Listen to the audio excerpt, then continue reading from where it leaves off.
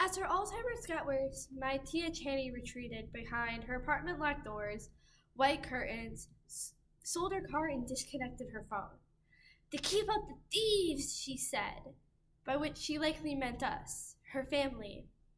Most of us only visited because we were vultures waiting to inherit her things, and when we whispered among ourselves, it was about what she owned. Paintings worth a cahoon, sculptures by dead artists, and jewelry from Dictator Trujillo's nephew who had bought it to chain her down. For some reason, she listened to me, and so the relatives pushed me forward like an offering. For whatever reason, my name she remembered.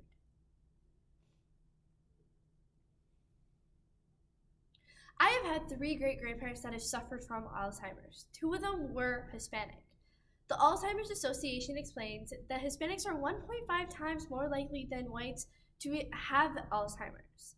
And this is due to the lack of research that is done, as many of them are not willing to do it as they were feared that they will be used like they are within the workforce. Finding good care for Alzheimer family members exacerbates the social and economic struggle that these Latinos families face, and is another reason why they are unable to do the research. A short story from The Rock Eaters by Brenda Panoli. Because Los Obenos are already battling their mind, they shouldn't have to battle a translator. The Great Escape. She kept forgetting where she put her keys, changing the locks, then finding the original keys. She put a gate on her front door, chains on the joints of the windows, and a metal grate on the trash chute. Despite what anybody else said, I liked the old chica.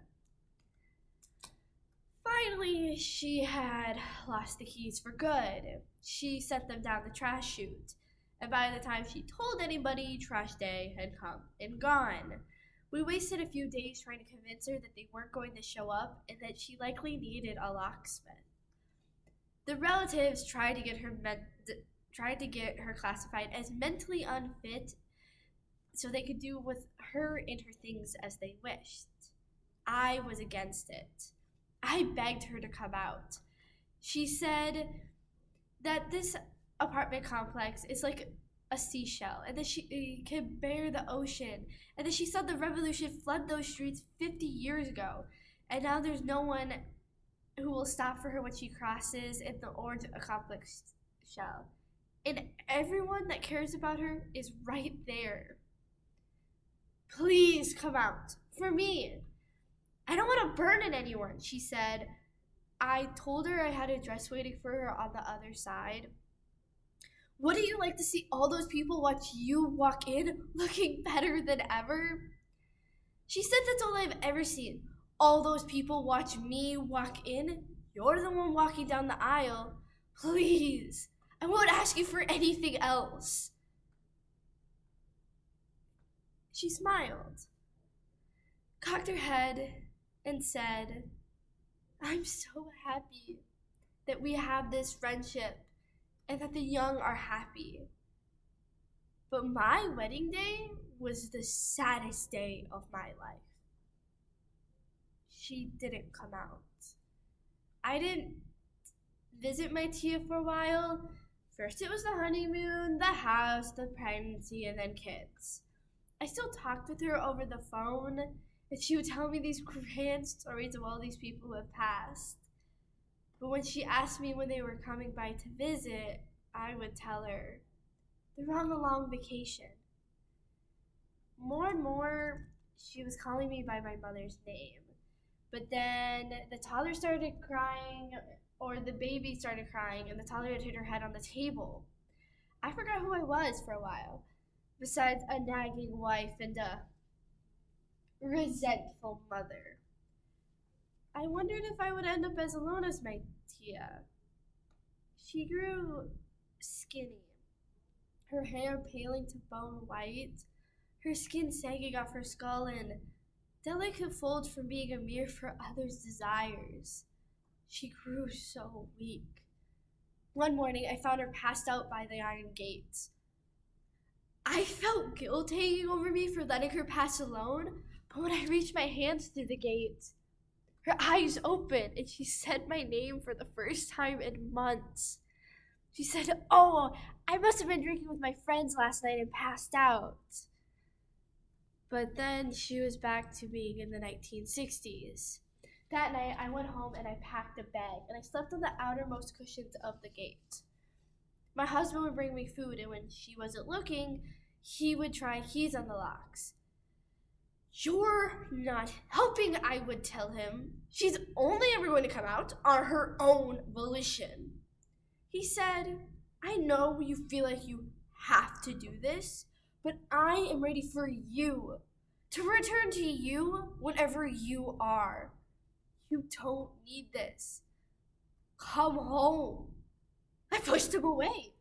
I had married, I had borne the children, I had been diligent. What would I be at the end of my life? My Tia had no one. "It's only for a little while," I told my husband. I felt myself becoming tired, older, and stiff from sleeping on the floor, while my aunt remembered herself younger and younger. When the relatives saw the bags under my eyes, they said, "That crone sure is taking ages to die." They likely meant it to hurt me, but I was ready for her death too. Finally, I called her from the gates, and I didn't hear an answer. I thought maybe she'd passed out on the toilet. It had happened before, so I just kept calling and waiting. Finally, I called the locksmith. He said that it would take days to get in, and when everybody heard this, they all came like they were watching to the passing of royalty. When they were cutting the bars on the gate, I couldn't figure out if I should feel happy or sad for my Tia. Finally, when they got the gates open, the mob of relatives pushed through, trying to pocket whatever they could moments before I came in. I heard a collective gasp. There was nothing in the kitchen, nothing in the living room, nothing in the bedrooms, nothing in the apartment of all the riches that I had convinced myself that I didn't want. Until that moment.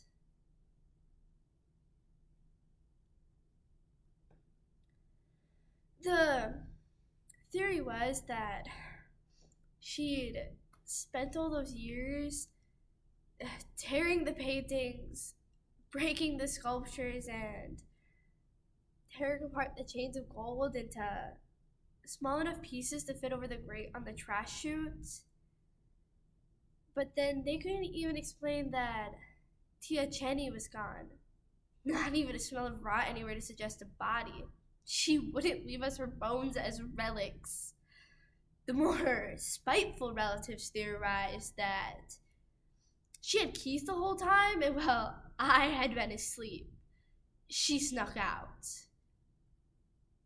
I didn't believe this. As I started to collect my things from where I camped out for so long, I went into the living room, and I sat in the middle and started saying my Tia's name over and over with nothing but my own voice curling back at me. I let down my hair, I laid down, my scalp tingling from the cool polish. I felt alive. I felt wild. For the first time, there was no one but me.